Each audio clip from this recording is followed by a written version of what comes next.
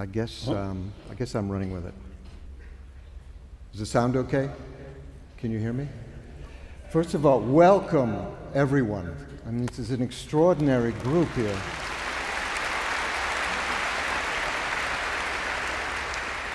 I really had no idea how many people would be here and what extraordinary energy was here. And I think one factor, today, Sunday, even so no work. Nobody. I think they sacrifice sleep. Okay. We try to make these later in the day, but it costs more later in the day, so we have to do them in the morning. You know, whenever I see a group like this, I'm always there's a poem by a Japanese poet, Kobayashi Isa.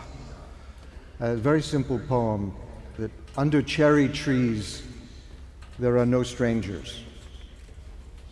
And I always have that feeling around His Holiness, is that He is our great cherry tree, and that sometimes 500,000 people, strangers, in normal life come to see His Holiness. But under the cherry tree of His Holiness, we all become friends very quickly. He has that unique ability to find that common denominator of life force, joy, love that animates us. And I've never failed to see that happen anywhere in the world, whether it's been in India, of course, where literally 500,000 people will show up in Bodh Gaya or Siliguri or Ladakh or wherever, and immediately we're all in a very small, close family friendship. Or if it's in America or Europe, South America, and Mexico, I've seen incredible things there with His Holiness. I'm here today as the chairman of the International Campaign for Tibet, so I think the talk we'll have this morning, which will be about 25 minutes, will focus on the situation and has it's evolved since the 50s and the present. And I'd love to have His Holiness share with us his view of how the situation has evolved, how it's changed, and eventually the situation as it is now in China and also in Tibet, and how it relates to that dynamic as well as the international dynamic.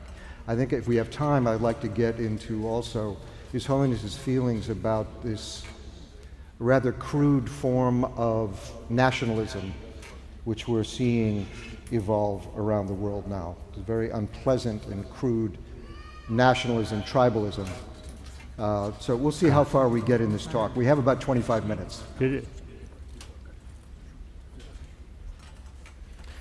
So, Your Holiness, just to start with the evolution of the International Campaign for Tibet, this, to the best of my knowledge, it came from three people originally: Lodi Gary Rinpoche, and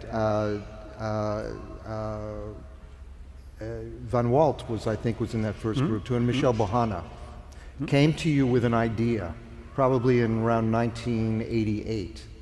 And from my own side, we had just started, Bob Thurman and I had just started Tibet House, and I was becoming much more politicized at that time. But do you remember what your vision was, or your hopes and dreams for ICT and the international political movement to help the Tibetan people? Of course, very important, because I think as far as 6 million Tibetan people's determination is concerned, very strong. But we need support from outside world. So therefore, this organization, I think right from the beginning, very, very active. First day, I think, I feel it is very important. Tibetan struggle, not just politically. I think now more and more people, including many scientists, you see, realize the knowledge which we kept over 1,000 years, originally come from India. This knowledge, sometimes I describing those knowledge which originally come from India, mainly in Nalanda tradition, over 1,000 years, we kept. Now today, these tradition available only in Tibetan tradition. So that, beside sort of Buddhist practice or Buddhist thing, but psychology and philosophy like quantum physics, and then logical approach.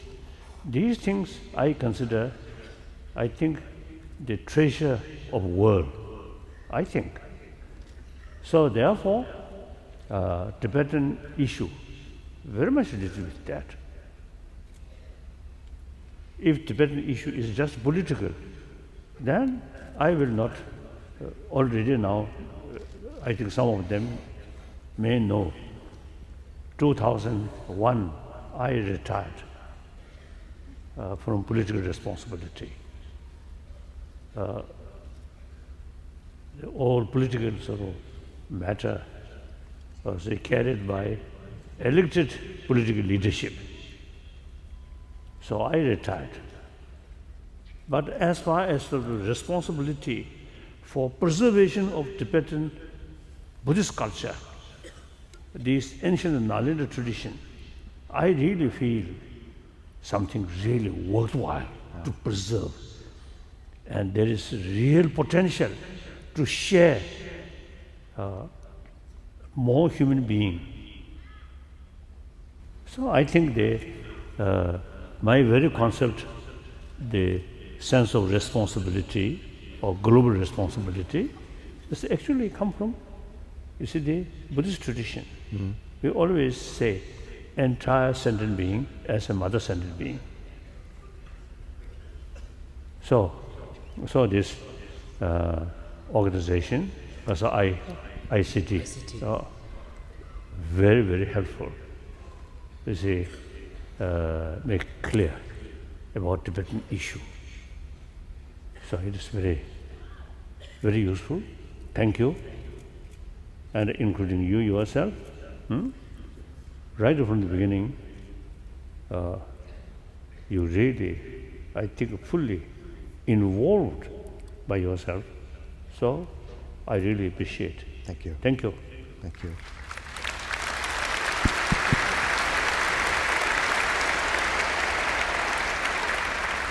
No, I remember being in Bodh Gaya in '86, I think it was.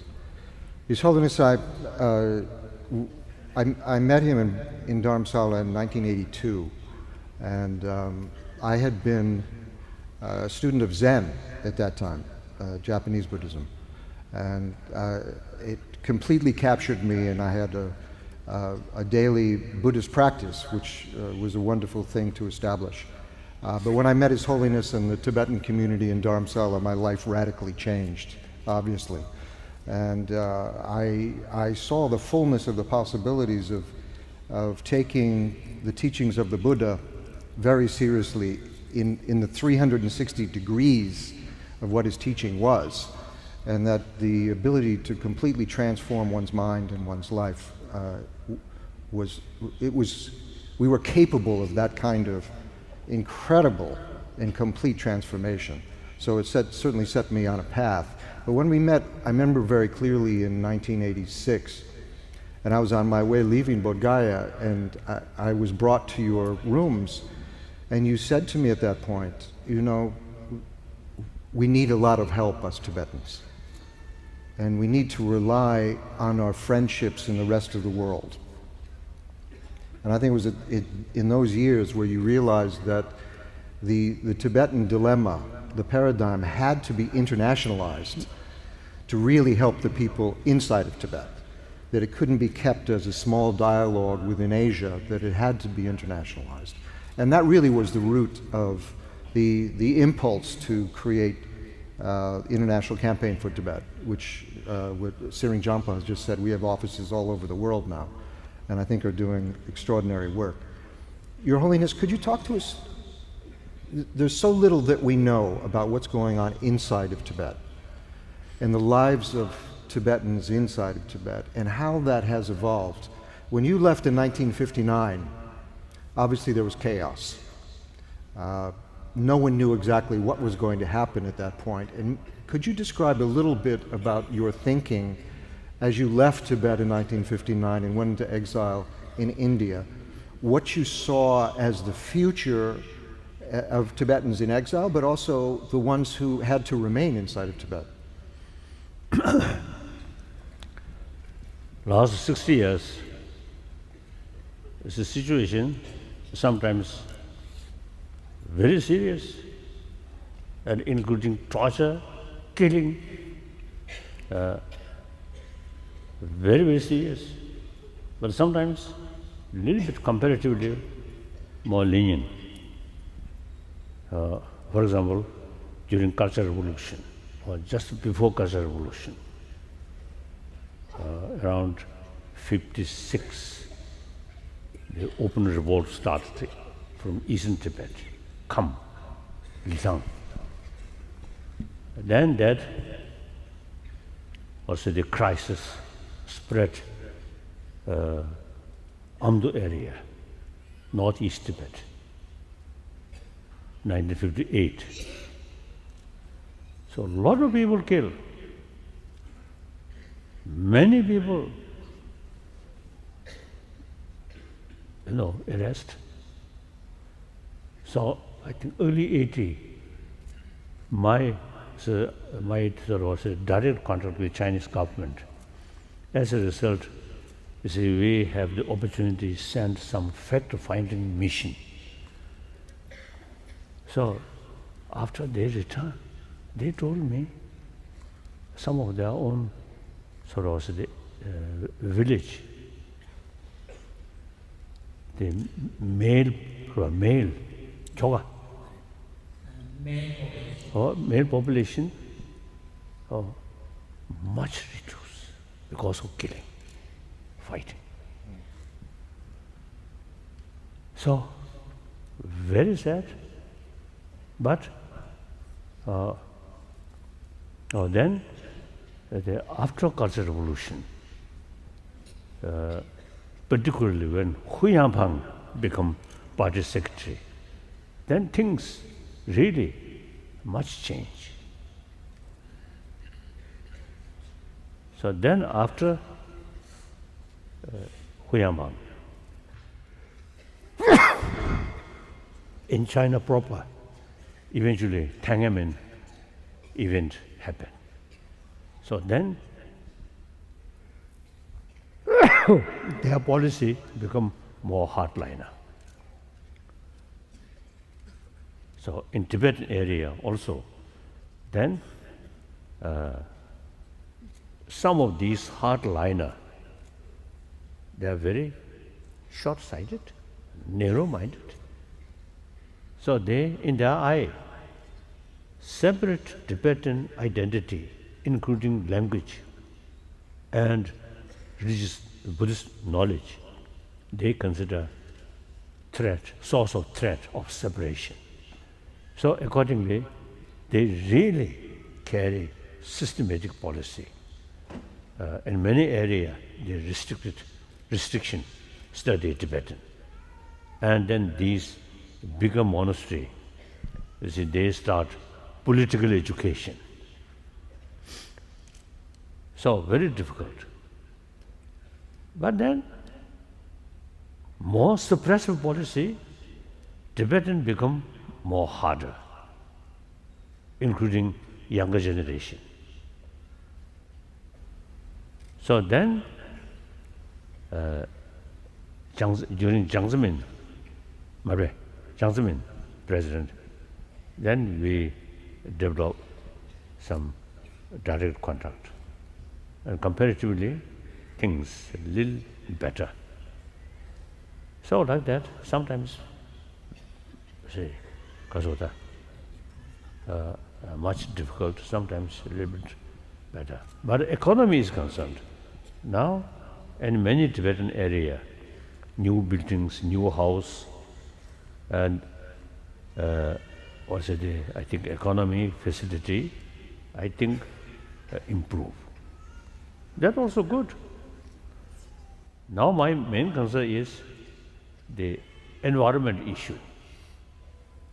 One, my Chinese friend, ecologist, he wrote article, mentioned the global warming from effect from Tibetan plateau to global warming as much as South Pole and the North Pole.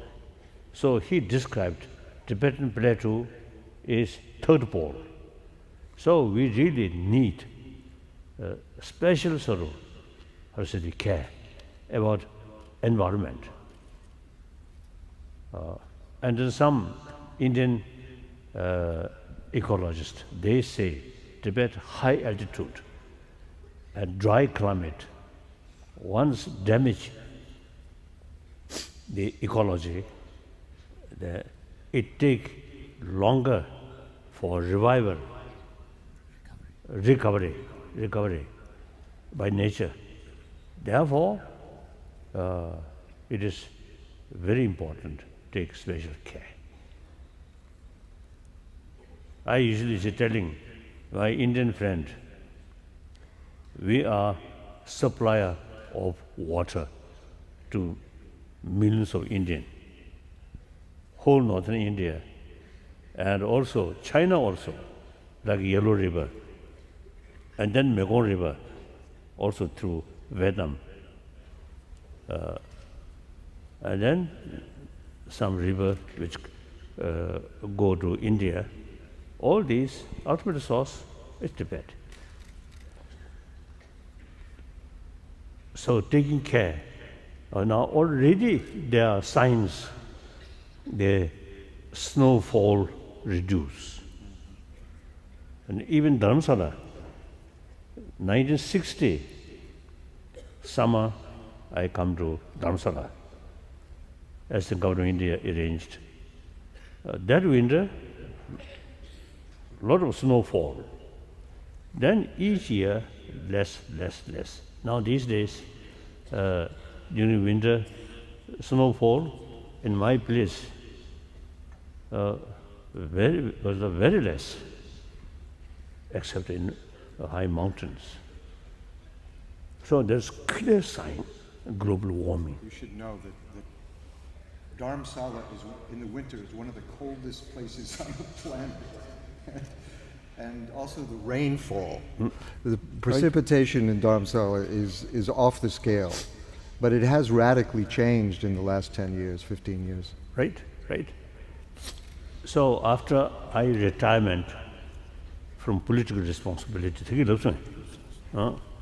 but I fully committed regarding Tibetan Kasachukti, ecology, environment issue. And then most important is preservation of Tibetan knowledge, as I mentioned earlier. Something I really feel very useful. But this is something, I have Your no Holiness, modern education, nothing. But when we meet scientists and many scholars, the ancient knowledge which come from India, I study from childhood. When I studied, I was very, very lazy student. I have no interest in these subjects. But gradually I realized, the knowledge which I learned from childhood, really, really useful.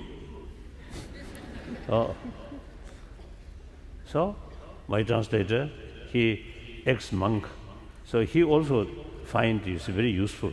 This knowledge they learn in big monastic institution. So I really fully committed to preservation of this knowledge.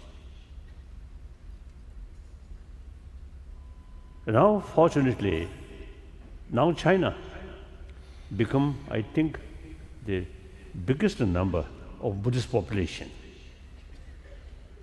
around 400 million Buddhists. And many of these Buddhists really showing genuine respect and genuine interest about Tibetan Buddhist tradition, which they realize pure tradition, authentic tradition of Nalanda. So some Chinese scholar, they describe Tibetan Nalanda tradition, Buddhism is very scientific sort of religion. You want to explain a little to this group, Nalanda, what that tradition I is? think you explain better. Well, His Holiness has been talking about Nalanda for many decades now as really the source of Buddhism, and that's where all the great scholars were. It was the greatest university of its time, 8th century, 9th century, 10th century.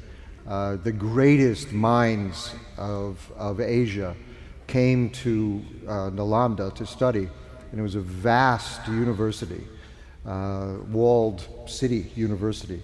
And one of the interesting things about it, it had gates at the cardinal points, and they put their best debaters, their greatest minds in each of those gates, and you had to win a debate with one of those debaters, those great minds, to be allowed admission into Nalanda. And really an extraordinary, visionary place of learning, of excellence on all levels. But that's the tradition that His Holiness really speaks about and he teaches. So, they, like Nagarjuna and Arya Sangha and so on, these great masters, they are writing,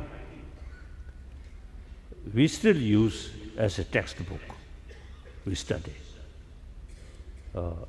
Firstly, these root texts learn by heart, memorize. Then each word explained by teacher, according commentary mainly wrote by Indian Nalanda masters. Then also the Tibetan master. I think that book which translated from India, mainly Sanskrit, then Pali, altogether about 300 volumes. Sometimes I usually see telling people when I give some sort of lecture on Tibetan, we should not consider these 300 books something sacred book and not only as an object of worship. These are the texts. We should study these books. So these among the about 225 or something volume wrote by Nalanda masters. Really excellent. So in Tibetan tradition, is some monastery, not much study. They carry some rituals. I openly telling them, these are outdated. If you simply carry ritual like that, that unfortunately become keeping blind faith. No.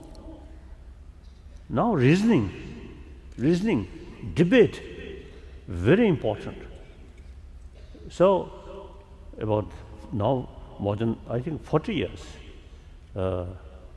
I appeal all Tibetan monasteries should start, even those who say traditionally not studying these books, should start study. So most of them listen that. And then nunneries, nuns also, they should study equal way. So now 2 years ago, about 20 nuns, Kishima. That's the highest academic degree in the Tibetan tradition.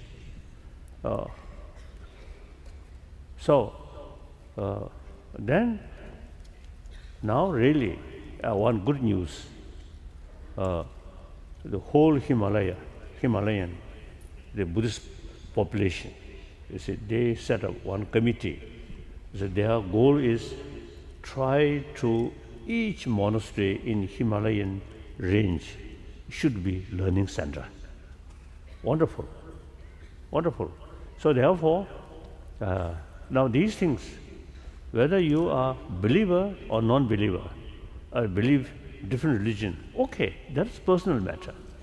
But as far as knowledge, psychology, and like quantum physics, now these just knowledge. Now these days I'm telling, you see, people, in our modern education, the education about hygiene of physical there now should include hygiene of emotion. That's very important. I think we world are passing through some kind of crisis of emotion. That basically we human beings, according to scientists, compassionate. Human nature, more compassionate. Logically, we are a social animal. We all received maximum affection, love from our mother. Without that, we can't survive. And then constant anger, fear, eating our immune system. Whereas, you see, keep more warm-heartedness, very useful for our health. So these are the reasons basic human nature is more compassionate. Therefore, if now the problem is existing our education, so-called modern education, only oriented about material value, not pay, I think, at all attention about our inner value. So the Tibetan issue from that aspect, I feel very important. Well, absolutely. We're all beneficiaries of the Tibetan diaspora in many ways. The tragedy that has befallen Tibetans in Tibet has forced these extraordinary beings into the rest of the world and have brought their ideas to us. And the ideas that are coming into education, for sure. I know there's pilot programs around the world that are using a lot of Tibetan techniques of emotional transformation and working with the mind. But also in the realm of science and physics. And Your Holiness, would you speak to that? Some of how this has evolved, this dialogue between you and science, Western science, and how, I mean, I've been part of this also, and obviously Thupten Jinpa is the chairman of Mind and Life. The two of you have seen this evolution of Eastern practices, Eastern science, Eastern exploration, and how it's interacting with Western ideas and approach to the ideas of consciousness, reality, emotions, etc. Speak to that a little bit about how that's evolved and where we are now. I think you should speak. I think you participate. Mention you. You should say. Let me set the stage for this, because this started, Mind and Life started in 1982, was it? First dialogue was 87, yeah. It was about that. And it was these dialogues and interactions that take place in Dharamsala at His Holiness's residence. And it started as maybe 4, 5, 6 days of talks with world-class scientists in different areas of behavioral sciences, physics, etc. And it was essentially for His Holiness to interact with these ideas at a high level. But they would always evolve into something more than anyone ever realized, as these ideas would clash initially, but then they would find a way to get larger and more inclusive. And now these dialogues are happening all over the world and has become part of the norm of science dialogue now in a quite extraordinary way, when it had been marginalized and really was peripheral. And His Holiness has been in the center of that, in his ability to move from a completely Eastern point of view of exploration in terms of consciousness and mind to a Western idea as well.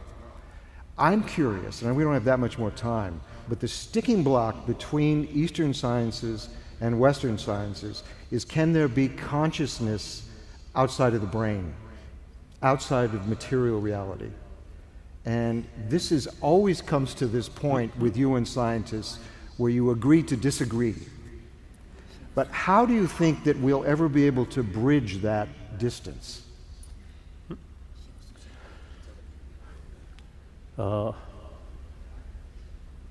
And our sort of contact or discussion with scientists, mainly four fields: cosmology, the essential sort of concept already mentioned some Buddhist text.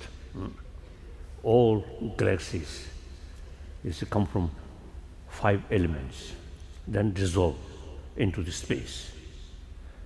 Come and go, come to go. So it's already mentioned. But more detail, like Big Bang, we can learn from scientists. Then neurobiology, Tibetan medical system, more knowledge about a physical condition. Although in our practice, there's a certain yoga practice, also you see mentioned about the different element of the body and the different sort of, what's say, channels like that. Then, physics, quantum physics. Quantum physics is concerned, I have keen interest. So I have some discussions with many scientists about quantum physics. Where we discuss one here, one ancient, one sort of Indian nuclear physicist. Now he no longer. He once told me, quantum physics in the West, something new. But in India, over 2,600 years already developed the quantum physics. The concept of quantum physics already there. It is true. So when we discuss with quantum physicists, you see, it seems, you see, we have better knowledge than the scientist. One thing. Then the psychology. As far as the psychology is concerned, I think Buddhist psychology highly advanced. I usually describe Indian psychology, ancient Indian psychology. Buddha himself, product of ancient Indian tradition. So, Indian psychology, I think more than 3,000 years. So therefore, psychology is concerned, knowledge about mind is concerned, you see, many scientists, you see, they really very, very eager to learn from our knowledge, like that. Then till the late 20th century, it's a scientist, only brain. Beside brain, nothing. Now gradually, because you see, they experiment. Some people who really have the deeper experience through meditation, they, through training mind or meditation, affect their brain. On the brain, yeah. Oh, Effect on the Plus- brain. Particularly on the, explained in terms of neuroplasticity, brain plasticity. So therefore, now some brain specialists, now they begin to accept there is another factor which affect our brain. So that we call consciousness, like that. So like that. And when they start dialogue with scientists about 40 years ago. I expressed my desire to some my friend, one Westerner, who follow Tibetan Buddhism. Then some of them warned me, be careful. Science is killer of religious faith. So therefore, be careful. Then I start with the sort of the, also the, with the sort of Buddha's teaching. All my followers should not accept my teaching out of faith, but rather thorough investigation and experiment. So therefore, I thought, no problem. Then I start. So now, eventually, I think the scientific knowledge, not much effect, so the Buddhist knowledge or Buddhist faith. I think the Buddhist tradition, some effect to the scientist mind. Yeah.